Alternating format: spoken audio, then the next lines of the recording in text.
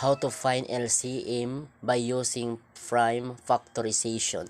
Example sa ating given, find the LCM of 9, 12, and 27. Ngayon, ang factor ng 9 ay 3 times 3. Tandaan, dapat naka-align similar factor from the given numbers. Next, itong 12, ang factor niya ay 3 times 2 times 2. That is 12. Next, 27, 3 times 3 times 3. That is 27.